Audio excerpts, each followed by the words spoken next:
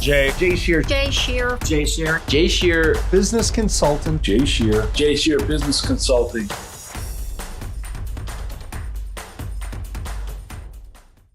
Welcome. I'm Jay Shear with Jay Shear Business Consulting. We build solid foundations for service-based businesses to grow and scale and achieve the results and success they deserve. And you've joined Business Minds Coffee Chat. Are you interested in passive income streams? How would you like to build an online business that can generate a six-figure income in just 12 months? Well, on today's episode, we delve into the world of e-commerce and building a brand business on Amazon. Our guest is a husband and father of four. In college, he started a side hustle in e-commerce. He dropped out in his third year and jumped into the corporate world.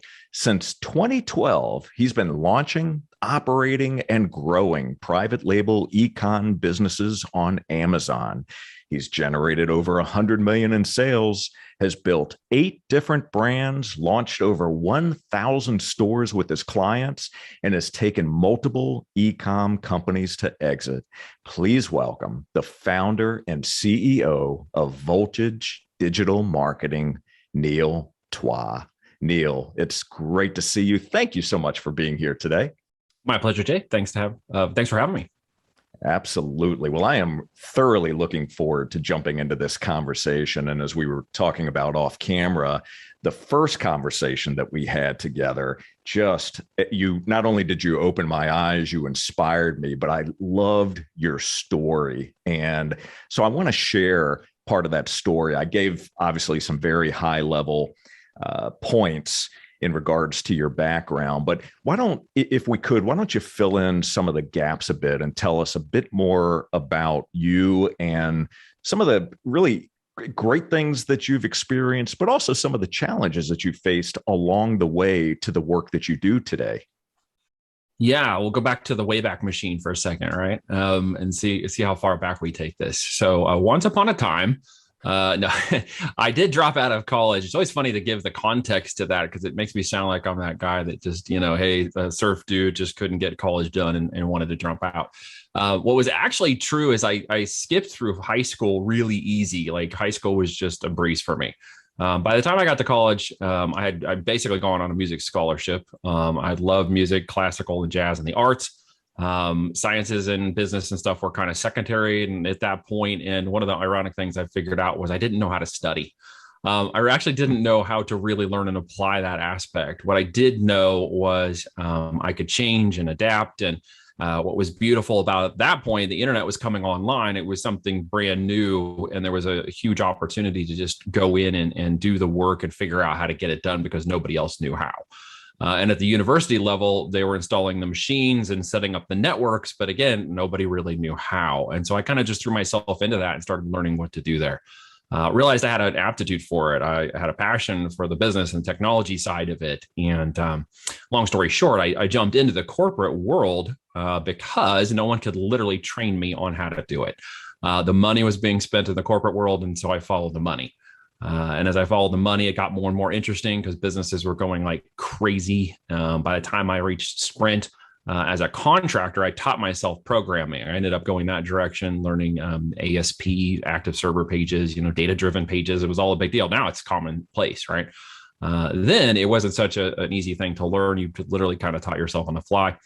But I got to be one of the first of the 5,000 employees moved from the contracting and local side of Sprint over to mobile PCS, and they launched the first mobile phone into the marketplace, which was an interesting time to be alive. In about 5 years, we had gone from 5,000 employees who founded the first part of that company, all kind of hodgepodge together from these different organizations and stuff. I was a contractor who got hired full-time into that position to go pick up the inside of their knowledge management website, 50,000 pages of nonsense. It was all meant to help support the customers and answer questions about the phones and this customer support channel. There was 80,000 people when I left that division after it launched in 5 years. It was just a massive hyper growth situation of mobile phones and just launching. And the consumers, and obviously anybody who was a part of that knew that phones were coming out super fast and everybody wanted the latest and greatest, which was fun to watch from the inside. Learned a lot about business, realized my aptitude was really towards business development, sales, and marketing, and that side of the house more than the technical. And that's when I started to learn the project management side, got really good at that. And IBM came in and did a project, and one of the partners was there. And I spent about a year working with him. He said, hey, you know what? I want that position inside IBM. Go fly to Armonk, have an interview. I did. Literally, I walked out with a job, and I was in IBM with no degree. No degree and a whole lot of experience. I think that could still be done today. I'm not really sure because I'm not in that world anymore. But spent almost 5 years inside of IBM. Still had my side hustle, still had game servers on the side, still had e-commerce dreams and hopes of eventually making it to the point where I could kind of, do my own thing full time. And in 2007, that opportunity presented itself. IBM wanted to move my division to Argentina. And I said, no, I don't want to go to Argentina. And they said, well, you can take early retirement. And I'm like, well, I'm not really that old. I'm 30. What do I do now? So I started my own series of management consulting firms and affiliate marketing companies and really learned the ins and outs of paid traffic and mobile traffic media. And we were literally uploading spreadsheets of products and dating apps and application installs and cost per click and CPA style offers. Where I learned how to do that on the mobile phone side of the lead generation. Before you had web interfaces and all this other stuff, we literally would just throw stuff into spreadsheets and send it into the servers and watch and see what happens as it spread across the world, and found out we got to be pretty good at that and got to really build a lot of products for people and for other companies. And had some really significant success, led to an understanding of capital raises through that process because I helped a couple of companies literally raise capital for the efforts and sales that was growth that was coming off of that traffic. So I really started learning about acquisitions, mergers, fundraising, large fundraising amounts in the millions. What an experience that was coming from the background that I was in to learn about all of that investment world and all of the opportunity that it presented itself. So long story short, as I got into the physical products world and starting to build brands and things for myself, I got introduced to Amazon through a friend of mine who had just sold some products on Amazon. And he said, hey, there's this thing called Amazon. You can sell on it. It's got this little business they just bought called Fulfilled by Amazon. And what they're going to try to do is make it so people can ship their products and Amazon will deliver the last mile to the customer.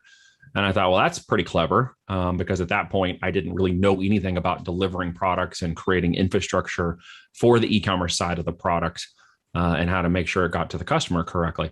Obviously, you know about UPS and USPS and mail and all that kind of stuff, but what to do when actually you start selling hundreds of them a day changes the game a bit. And the whole illusion of this infrastructure and customer support and everything that would automate that for me by working with Amazon was pretty sexy, pretty enticing, right? And so I got involved in that and started to just retail arbitrage products. We found some products that were lower price. I said, hey, can we sell them? And yeah, they sold on Amazon. Like, great. So we shipped them more products and we found some more. And I ran into this guy who was starting to do the same thing named Reed Larson, who was like, hey, I'm changing directions in life. I want to learn how to do it. I'm good in logistics and operation and accounting and financial management. And I said, well, great, because I don't know anything about all of that. I know about marketing and sales and building websites and e-commerce. And I know about paid traffic and, getting the customer avatar and, figuring out who wants what. And he said, you know what, let's team up and see what we can do. And I said, awesome. Let's, you got the other half of my coin. Let's see how far we can make this. Well, 9 years later, we're still business partners.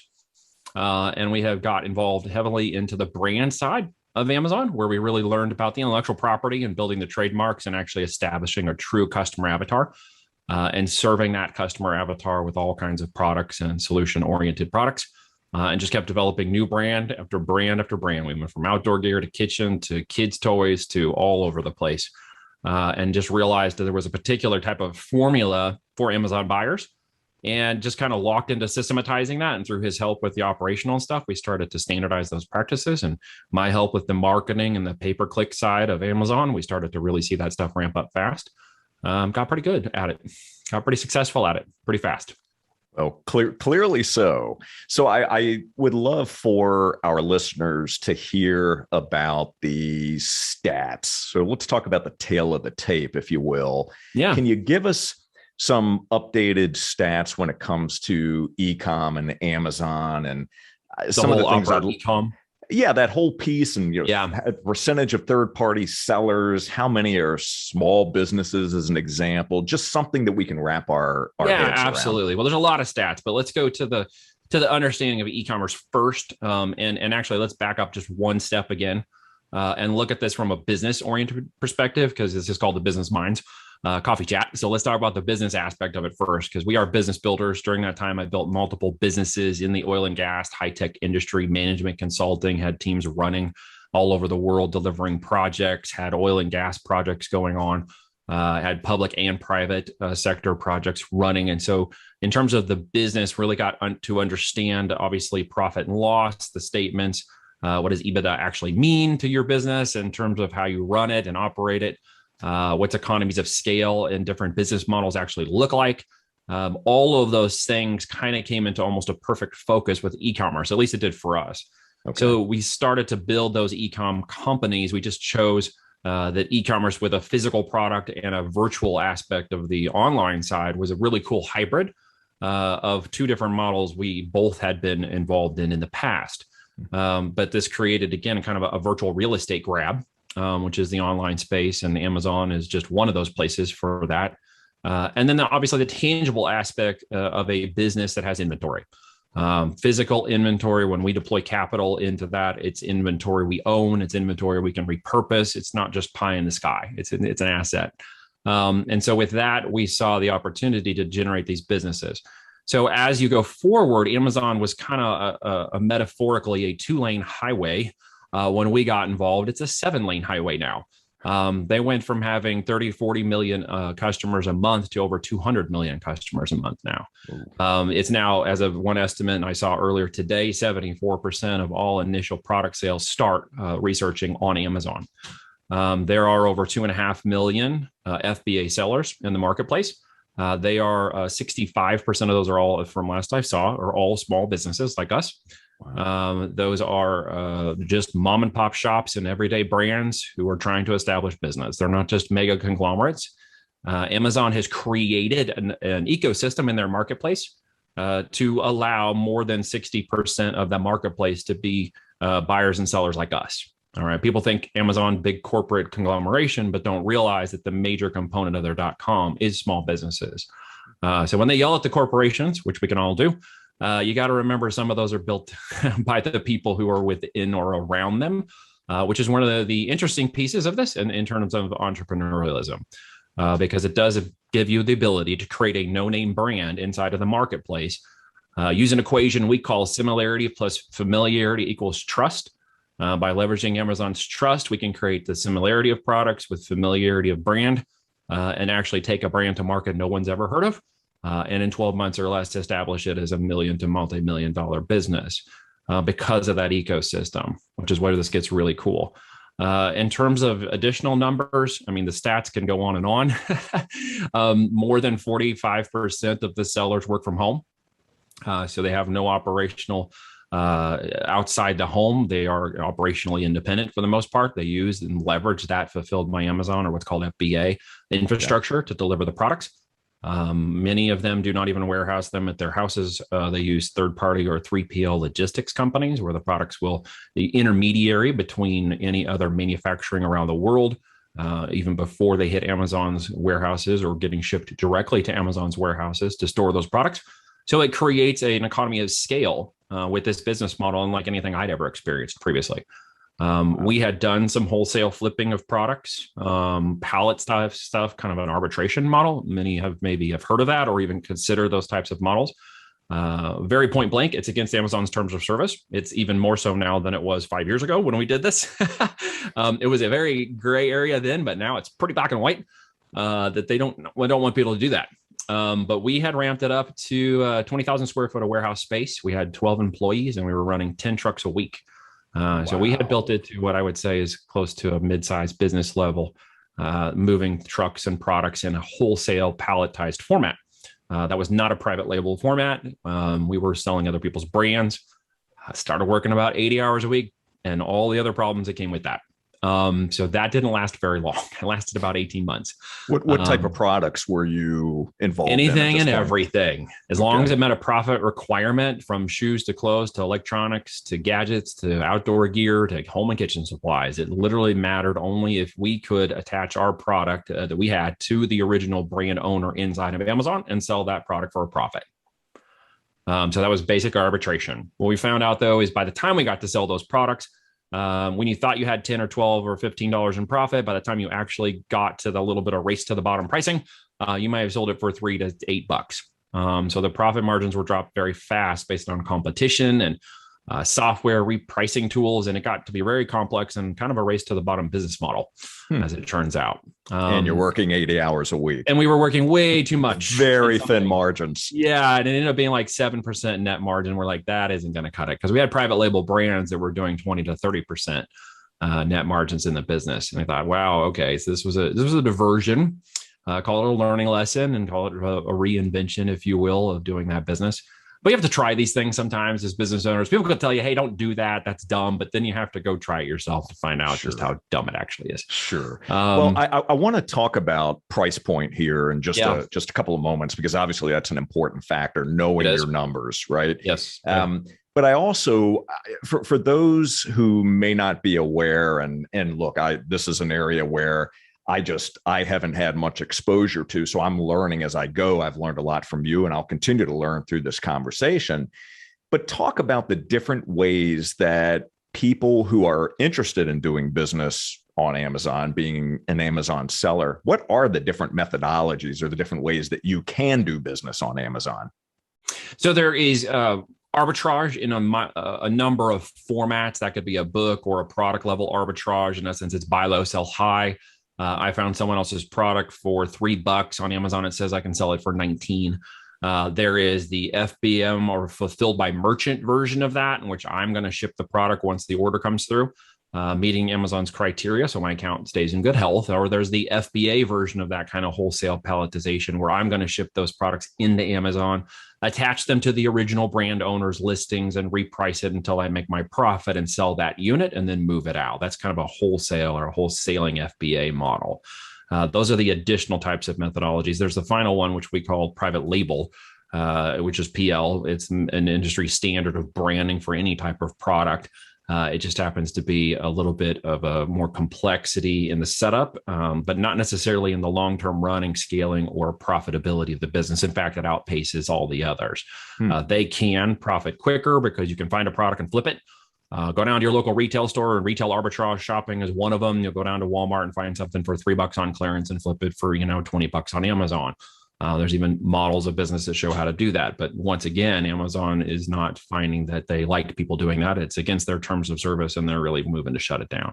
So the really most powerful one on Amazon in terms of growing a company is to stay private label, to keep a business-oriented focus to it, not a side hustle or a hobby, which is kind of where those other ones go.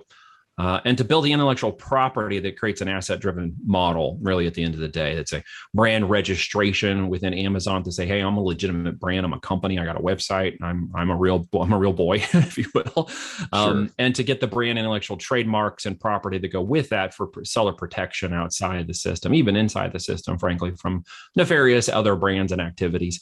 That can create problems. That's some of the cons I'm sure we'll talk about here in a minute.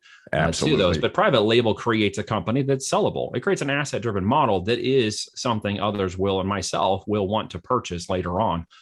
Brand assets. We do not want to purchase wholesale drop shipping, retail arbitrage models, because they create jobs, not what we're looking for here. And that sounds really weird when I say it that way, doesn't it? It does, but it makes perfect sense. Not creating a job for the owner, more specifically. Right. There you go. So if I'm just a everyday consumer, I go onto Amazon and I'm looking for a particular product, whether it's a pair of shoes, you name it, whatever it is, I find my product that I'm looking for. Would I know what type of seller is selling that product to me that I'm interested in? So would I know if it's an FBA type model? How would I tell? Well, there's different levels of sellers and different levels of buyers, right? As we've talked about the different levels of sellers, let's talk about the different levels of buyers. There's levels of buyers who are looking for certain criteria. Maybe you're one of them, or your wife is one of them, and so I'm looking for the prime at the right price point with the best reviews, so that it's delivered to my house in 2 days, or even a 1 day if I'm in a local city, or maybe even an hour if I'm in a really inner side of the city where they have hour delivery now. You're looking at the different levels of that consumer, and that consumer might not necessarily be paying attention when they're buying to who is actually selling it, because there's that trust relationship. They kind of really believe at the end of the day, Amazon is selling that product, even if they didn't realize that the seller name is a different company.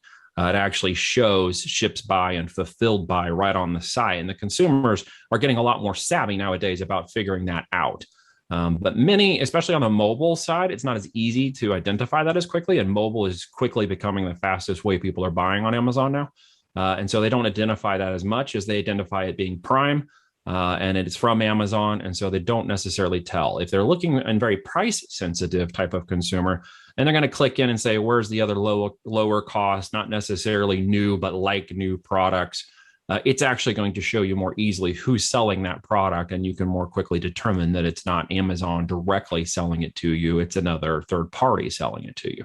Okay. And so you can kind of see that differentiation, and it really gets down to some of the sophistications and the solution oriented aspect of what the customer is going for, and what they're willing to buy. Now, when they get the products, that's a different story. When they get the products, obviously, you're going to have brand packaging and other things that are going to quickly identify the kind of product you got and who you got it from. You're going to open it up potentially, and it's going to have inserts in it that tell you, hey, this was sold by XYZ company. And some people may look at that and go, oh, I thought that was Amazon. It's not. Not even aware, right? That there are some of those negatives in there a little bit that are happening with some of that for consumers. And it's a little bit of gotcha for Amazon. So they're fighting back right now. Due to the amount of overwhelming Chinese sellers who have come into the platform in the last 20 months. What had ended up happening was, due to a lot of the fallout from COVID, many of the sellers we talked about a minute ago, who are the sellers on the platform, ran out of inventory. Couldn't get it shipped, sold it too fast. We had a huge amount of growth during this last 20 months of people coming online due to restrictions everywhere, of course. They couldn't get to it, so they had to start buying. Many people who were hesitant to ever buy before, like my parents, suddenly got on and started buying stuff that they didn't buy online before. What ended up happening is many of those sellers falling out could not deliver the products they were originally selling from the manufacturers overseas, specifically China. And so what China did in that instance is the manufacturers, in response to that problem, started taking the products and listing it themselves on Amazon. And when they suddenly realized, well, hey, I don't need it in my warehouse in Shenzhen, I can have that all sent to Amazon's warehouse. So then they started to just throw in as much product as possible into Amazon's warehouses and infrastructures, causing a major problem for them. And because of that, they started to play in the system. They did a lot of nefarious black hat tactics. And in fact, 200,000 of them got caught about 3 months ago in a security audit that identified over 200,000 Chinese sellers that were booted out of the system because they were playing with black hat tactics. They were review manipulations. They were buyer network groups. They were doing anything they could to manipulate the system. And it was creating a brand problem because the products, as you looked at the images and you said, hey, I'm getting this brand new, XYZ product from Amazon, this widget, and it's got these beautiful pictures and stuff, and it looks really great. It shows up in a plain looking box with Chinese language all over it. And you're like, what is this? And you open it up and it's the product you order, but it looks nothing like the box or any of the materials that you actually saw. Customers started to revolt against that a bit, causing a bit of customer problem for Amazon. And in response, Amazon has kind of gone to war. They closed another 50,000 seller accounts from Chinese sellers last month. They have now put in a liability insurance requirement of $10,000 in sales within the first 30 days. You must have that online and must have a US-based policy in order to hold that. And then they kicked another 5,000 out yesterday for fake review scams. So again, they went to war and booted out about almost 300,000 Chinese-based manufacturing and sellers out of the system to stop them from doing this. Incredible. Well, it's good to know that they're on top of it as best as they can, and that they're keeping their eyes on their what's happening on their site, right? And they're listening to their customer feedback clearly at the same time. They are, and the customers are screaming. It's a big component of that trust. So with brand-driven aspect, as we started that little triad there, I went under, was to a soapbox, was to basically extol the value of brands, the value of branding and trademarking and creating a great business in this system is to rise above that. It's to have customers actually identify who you are when they're going to purchase, actually look for your additional products that you're selling, and have more of a brand-driven relationship with you because the product shows up. It looks just like the one they got on the listing. The packages and everything is great. It's a good quality product. They're going to want to buy more from you. So as long as we stay up here, this is getting, we're riding this wave, right? As we have for 9 years. There has been up and downs like this before, but nothing at this magnitude of level of change as we've seen in the world economy, as well as our local economy in the United States and even local down to our states. This has been a differentiating factor. Good brands, great opportunity. In fact, there's, as I mentioned, all those sellers who disappeared and about $15.4 billion in revenue that went with them has now opened up all of that revenue opportunity to brand sellers. So many of the people we manage, many of our clients, many of people who are maybe watching this and considering getting in, it's a really good time. The wave is riding and the opportunity is growing. Bank of America and Forrester Research published a paper. You can go look at this on the economic trends up to 2030. And they have now said they estimate $21 trillion in offline assets will come to the online e-commerce world. Wow. Amazon is only selling 31% of all e-commerce sales right now. So there's a huge amount of upside for all e-com businesses. Now, why do we choose Amazon FBA? Why do we choose that channel? It's kind of an important retro question here for a second, but sure, it proves the brand. At the end of the day, the one thing most small businesses, well, it's not the one thing. There's three things that most small businesses suffer from: lack of knowledge, overcapitalization in some instances, and undercapitalization in most instances. And with the lack of knowledge and undercapitalization, they tend to go out of business. If they're overcapitalized and don't have the knowledge, they'll spend it in the wrong way and go out of business. And finally, if they don't have the right knowledge, doesn't matter how much money they have or lack of money, they're simply going to fail too. So what we look at is a combination of making sure that people understand the right go-to-market strategy, the right amount of capital to deploy, and of course, the importance of understanding the business and going, as you said earlier, by the numbers. To make sure that your product is profitable, to make sure that that builds a profitable brand, and that will all roll into a profitable P&L statement for your company. And of course, that brand is worth something more in the end than it is during any time during the business building phase. And economics 101, right? Money's worth more now than it is later. That's right. Yeah. So we learned exiting that business if we build the business the right way. Well, so building it.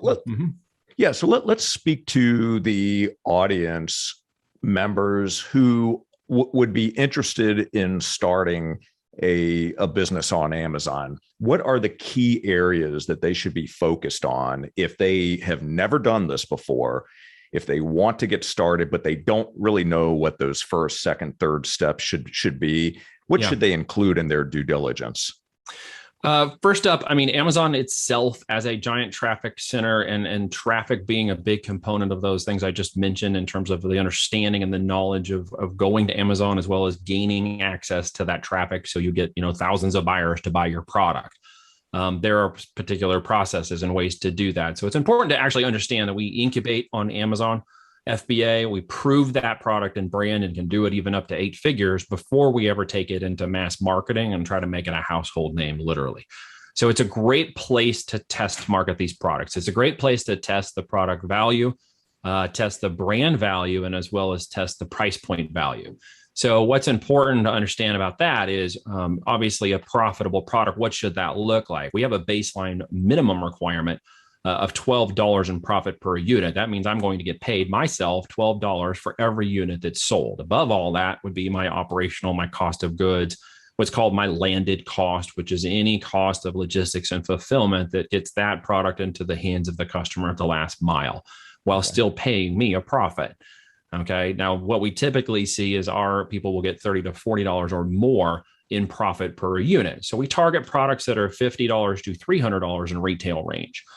We do this, and people should know about this because it seems that people get a misunderstanding. Maybe it's YouTube guru videos or whatever they're watching out there in the world. that they believe that it's a volume-based opportunity. They sell $20 products or less, but they sell thousands of them a month, and that will suddenly make all the money in the world appear. I would rather sell 500 units of something with $50 in profit than 5,000 units of something with $5 in profit. The logistics, the overhead, the cost, and the management of that scale is way different in terms of its profitability and the ability for economies of scale to truly grow with this business model. So when you're looking for the opportunity of Amazon in business, you should really make sure you focus on the right type of products that do require a solution-oriented aspect that meets that requirement. What's an example of that? It would be the difference between me buying a $29 cheap Chinese bike seat that's going to rumble and jumble my goodies, and it's supposed to the gel padded super one that's $89 that I'll ride up the back and downside of Pikes Peak because it's got the little hole, the cooling gel pads, and it doesn't munch my goodies. That's a whole different person. Okay. That's a different solution oriented person. Why? Because that person who's spending $89 on the bike seat, and believe me, there's millions of them that will do that, also wants the higher end panniers, right? They want the better brakes. They also want the higher end lights. They want the better pads. They want the better gear. They want the better helmet. They want about 50 different other items. You can sell them in that brand for $50 to $300 when you're hitting a solution oriented aspect for that particular person. Okay. And so it's the same analogy I've given before, but it's like the dentist. Okay. You got an abscess tooth, your tooth, you're hurting really bad. You can't sleep at night. It's just terrible. You call the doctor and he says, hey, you know what? I can give you that solution in about an hour and it'll cost you $300. And you're thinking, okay, I can't wait another hour for this. This is super painful. I'm dying. I waited 3 days already too far. And this is like the end of the road. Okay. Well, I can get you in the next 10 minutes for $500. You're like, done, sold, $500. I'm in. Let's get this done. 10 minutes and I'm out. There's a whole group of people willing to pay the $500 for the 10-minute solution, right? There's the mindset, though, is many in business think, well, I need to get the $300 to hit the masses and create the 1 hour solution. But we go a different direction with this. All right. We go after more of the high end affinity group of people and create the higher profit margins. That supports the marketing. That supports the business. And of course, it supports us for a good profit. It also creates a great solution-oriented high-end product for the consumer who's very happy with our products. So when you take that and you go a different direction, you should very much be considering your customer avatar is what I'm really getting down to, that profile of that person. We have an exercise people go through in the first 21 days of identifying 500 products that fit within this particular avatar. People think, well, that's a lot. That's crazy. I can't even think of what the hell I'd sell right now when one of those things. But as we unlock that, as we train their brains, we help them see different things in their urban environment. Suddenly they start to realize that there's products all around them. They've been buying them. They just didn't understand. They are maybe the solution oriented aspect person themselves, but never really stopped to think about it from that angle. And all of a sudden the products start to appear everywhere, like white cars. They just start to show up everywhere. Exactly. Once we're aware of it, right? You're aware of it, we start to see it everywhere. Yeah. And once you apply the right metrics of numbers, then the products actually start to show themselves as an opportunity. Excellent. So let's talk about the pros and cons of selling on Amazon. Absolutely. I mean, you've touched on a couple things here, but let's go ahead and give some clarity around that so our listeners understand what they're dealing with as they start to assess whether this is a good direction for them or for those that are already selling on Amazon. What can they expect? Yeah. So some of the cons on Amazon, we talked a little bit about that. I'm going to start with that first, because if I start with the pros, it always sounds like I'm trying to make this a bigger deal than it is. When I really want people to understand true reality of the business model of e-commerce, and just happens to be nuanced by the fact that we utilize Amazon's system to do last mile. You can have e-commerce on Shopify, WooCommerce, or any kind of website and deal with other types of logistics and issues of management and other capacities. That are all either considered to be, I get to do them or I have to do them. In my homeschool group here with my family, it is you get to do these things. You never have to do anything. You choose to do it. So you get to do these things. Okay. And there are pros and cons to all of that. Now, some of the cons with Amazon are if they decide one day on their infinite wisdom to shut you down, then they can just shut you down. Right. You're gone. And no different than, say, Zoom decides to cancel this and you can no longer host your podcast here. No different than your website provider just saying, hey, one day, we listened to one of your podcasts and didn't like what you had to say. So we shut you down. So there's anybody riding on a platform out here is going to have that as a con ultimately, because we don't control the platform. All right. So Amazon is in control. Now we play within their terms of service. We play as a correct business. We set ourselves up as a business so that we have a defense mechanism in place to address those kinds of issues. Now, in 9 years, I've never lost an account that was ours directly. We lost one account indirectly because a customer lost theirs and we were attached to it. Thankfully, it was an account that really wasn't doing anything. The way that you can run with Amazon as a brand ensures that if you go by their compliance and ensure you go through their checklists of doing things for their registrations and stuff, you are going to be just fine, right? Now, you're going to run into some potential issues with product listings, hijackers, claims of fraud from other sellers who are doing black hat nefarious things, who might want to shut you down. A Chinese seller group who goes out and opens 5 other business accounts just to go attack their competitors and shut them down, right?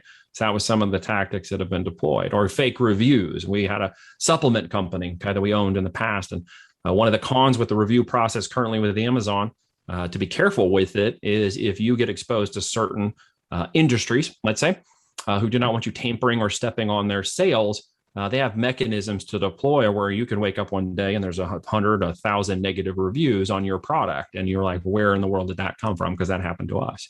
And so Amazon was able to remove that once we connected with them. But for a time, that was a pretty big deal. All of a sudden, like, where did all these negative reviews come from? They were a competitor who was going to try to undercut us, right? And shut us down.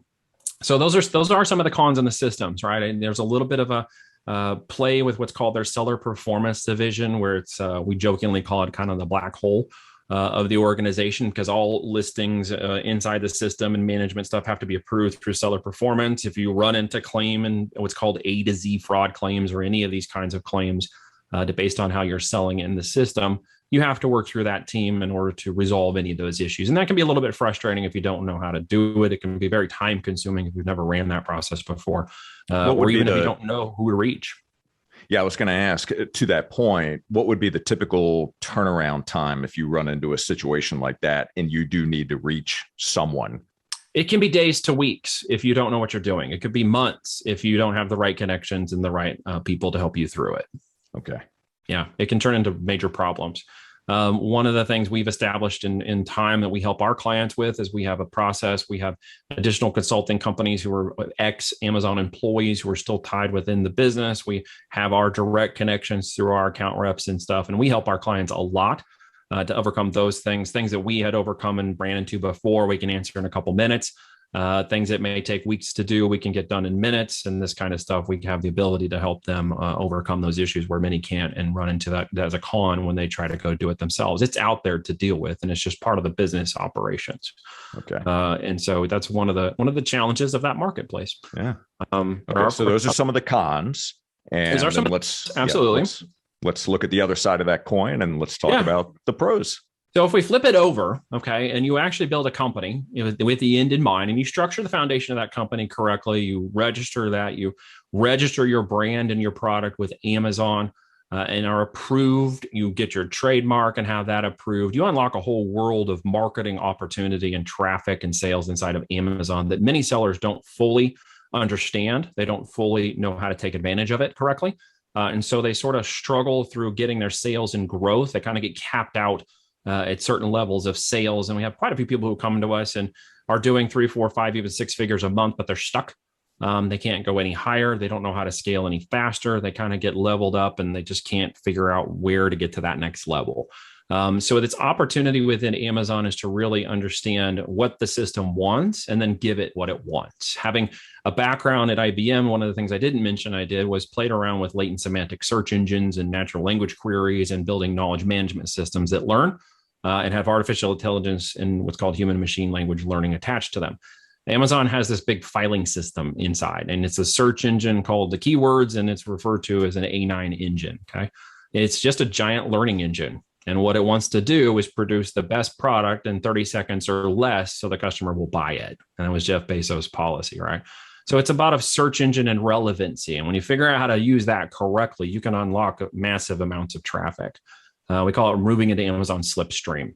So it's a combination of your product and keywords and Amazon's system. And when you launch that correctly over 30, 60, 90 days, you can watch your sales just literally go vertical. You can watch your products show up on tens of thousands to millions of pages and get in front of millions of people.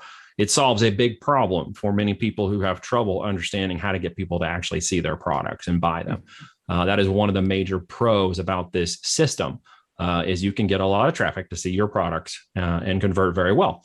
The standard marketing practice conversion is around 1% to 2% on the web. If you have a cold traffic through some kind of mechanism you deployed, Facebook ads, advertising, or something online, is usually considered to be cold traffic if they've never heard about your product before. And they'll convert when they see your product at about 1% to 2% on average.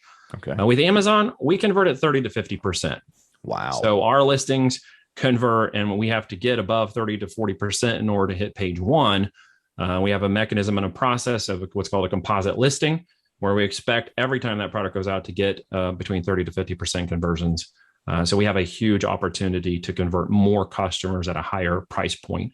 It's a big pro. Amazon will even pick up the marketing. They'll send out their 125 billion Prime people on their email list.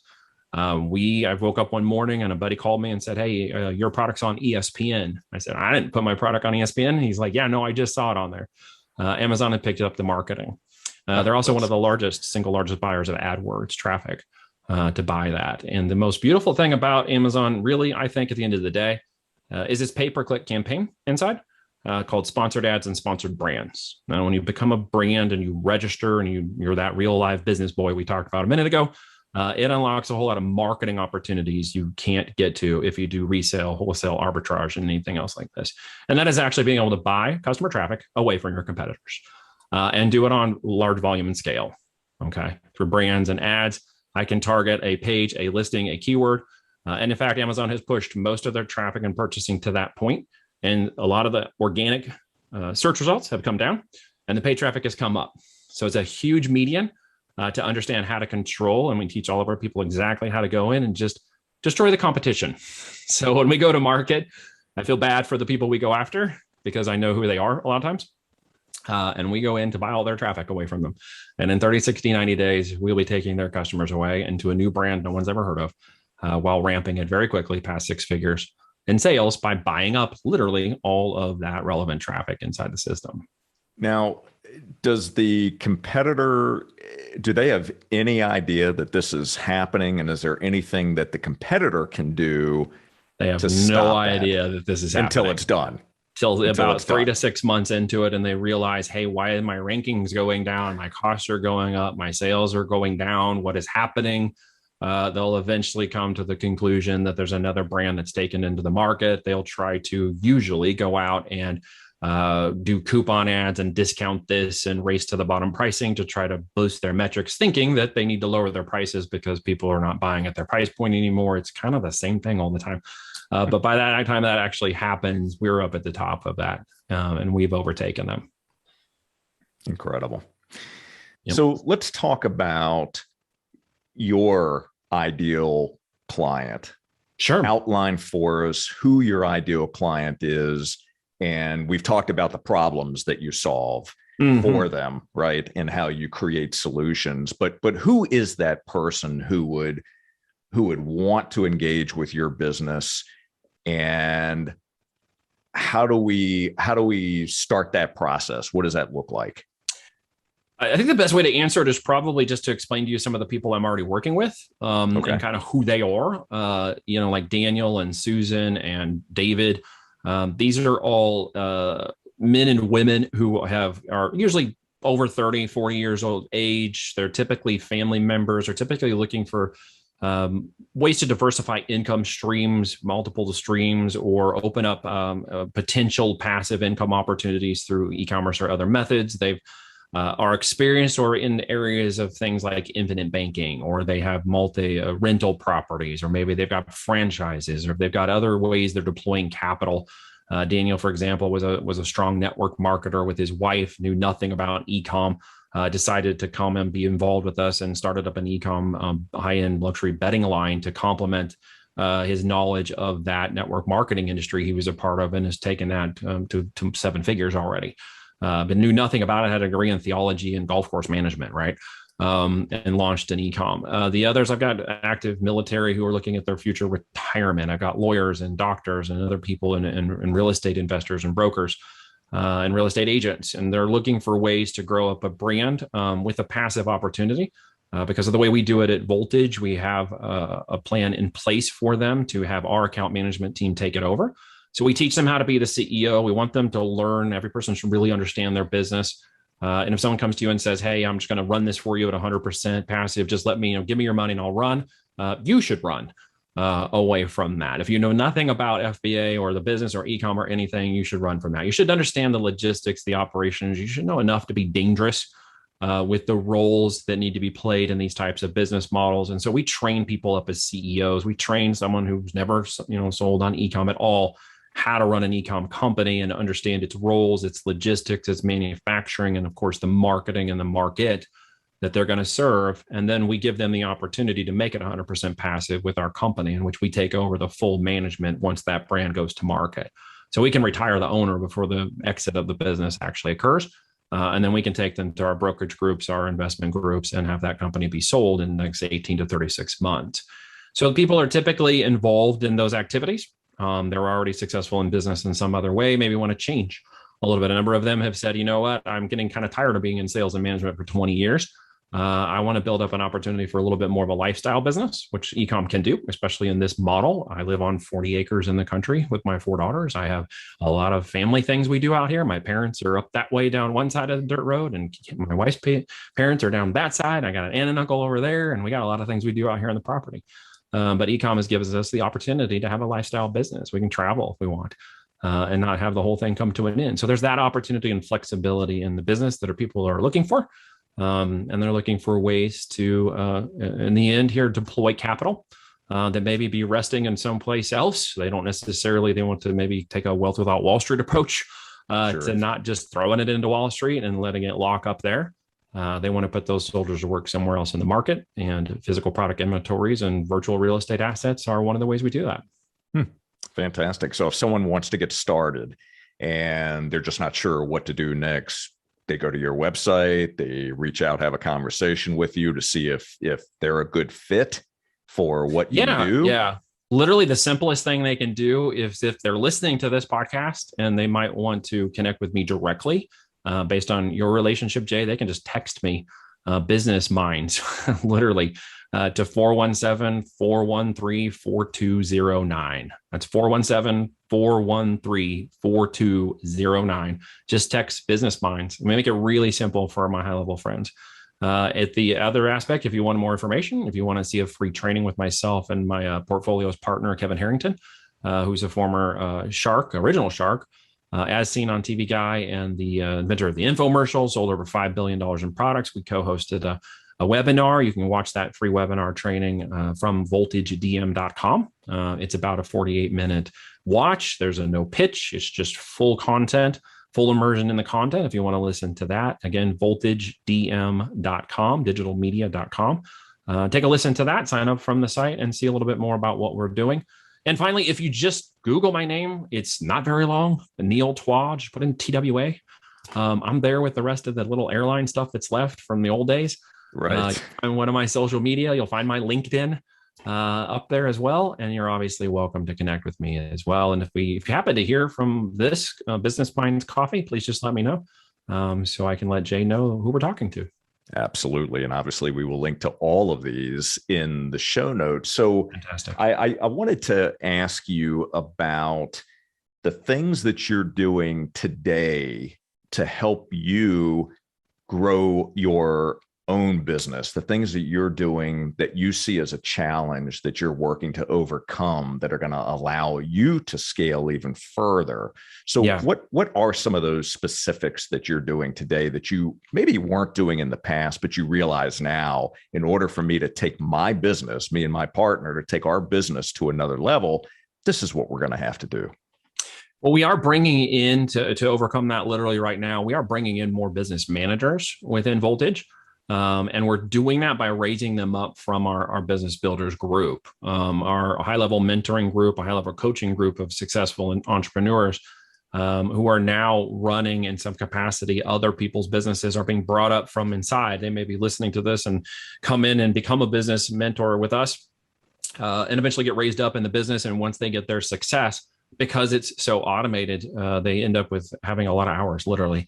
And so we work on a profit model with them to have them become business managers. And so one of the things we're working right now, instead of hiring outside, is we're raising these people up through the training, through their successful businesses, and then giving them the opportunity to partner with us in a performance basis to manage other business builders' accounts in a 100% passive solution. So people who are trained, know it, and are successful start running other business builders' accounts. So that's one of the things we learned to do a little differently, was to raise people up from inside of our training. And it's very cool because it's a pay-as-you-profit model that gets the business builders in, and then there's a profit model that it gives them an opportunity to run the other builders' accounts, which is pretty fun to watch because they're extremely smart and they can move very fast in what they do, and it doesn't take them a whole lot of time to do it because they learned how to do it very well. So that's one of the things we've learned that we're applying in the growth and marketing of our business, because Reed and I obviously can't continue to just run everything ourselves. That's a bad business practice. Right. We do have a software team. I don't run software and sell it anymore. We have a CEO that manages that business. Joe and him and his team and his development team and customer reps and everything manage that. We just get weekly status updates and apply our knowledge and information about selling backwards so they can help stay honed over there at Six Leaf. For that software tool. So we've learned to diversify people into their roles and give them the opportunity to be empowered in that role while kind of taking a step back and letting them take the reins and just being more of a board of advisors in many of these cases to help them kind of create their own area to do what they do best. Love it. Fantastic. So, you mentioned that your parents live fairly close to you on your property. What do your parents understand what you do? That's a fun question. I think my mom still thinks I do computers, whatever that means exactly. I think she understands it a little bit more now than she did before. I still, every once in a while, there's like, how's business? And business is good. And that's about as far as the conversation goes. I don't think they really know what else to ask. Oh, I love that. That's great. Yeah. So, but before I ask my final question to you, is there a message that you would like to leave our audience with?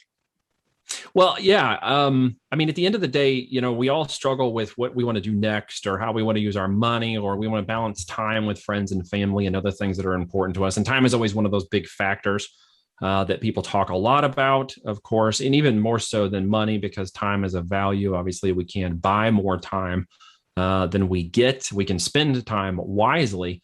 And so I would just encourage everybody today to remember that, with this particular type of model, if you're looking at e-commerce and you're looking at ways to spend your time or money out in the market, e-commerce is one of those things in which you actually spend less time once everything is set up and the business actually grows. It's an interesting inverse relationship because of the economies of scale that e-commerce gives you the opportunity. You can actually spend less time when you automate it through the kind of mechanisms we deploy.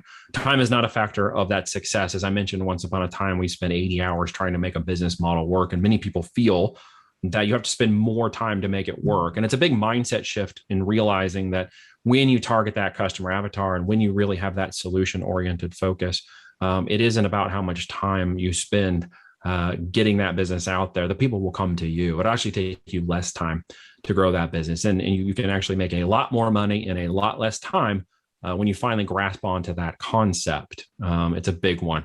And the final thing that gets down to that for me always is feel the fear and do it anyways. We have a lot of things that hold us back from trying to do anything. And I would rather somebody do something imperfect and witness something perfect happening along the way than to have never started at all and considered it a failure because you never took the first step. These are big things we deal with in our business people all the time. That is so true. Beautifully said. Thank you for sharing that. So here is my final question to you. What is one of the greatest gifts that life has given you that you didn't realize at the time? Wow. Family. Once upon a time, I was married, learned a very hard lesson in arrogance and pride. As it says, it will become something that falls before you. Let's put it like that. And I learned very poorly how to run a marriage once upon a time. And I had always wanted children and I'd always wanted a family. And as it turns out, that was not in alignment with that original marriage. God blessed me with the opportunity to meet a wonderful woman. I now have 4 children, 4 daughters who I absolutely adore and are my life's fulfillment in terms of what is of value to me in this world above all other things. Beautiful. Thank you. So, Neil, thank you so much for spending some time with us today on Business Minds Coffee Chat and sharing of your wealth of knowledge. And I know this can get very technical at times if it's not an area that someone is familiar with, but I appreciate you not only covering it from a technical perspective, but also being able to at least speak on a language that we can all absorb the information. So thank you so much for sharing. I appreciate it, and I'm grateful for you. Thank you, Jay. I appreciate your time today. Thanks for having me on. My pleasure. And for all of you, thank you so much for watching and for listening. And please take a moment to subscribe, rate, and leave us a review. And to enjoy more episodes and to learn how Jay Shear Business Consulting can help build a solid foundation for your service-based business, all you have to do is visit jshearbusinessconsulting.com. And until next time, keep learning and growing. Make sure you check out Neil Twa and check out the links we're going to provide in the show notes. And we will see you on the next Business Minds Coffee Chat. Take care. Jay Shear. Jay Shear. Jay Shear. Jay Shear Business Consultant. Jay Shear. Jay Shear Business Consulting.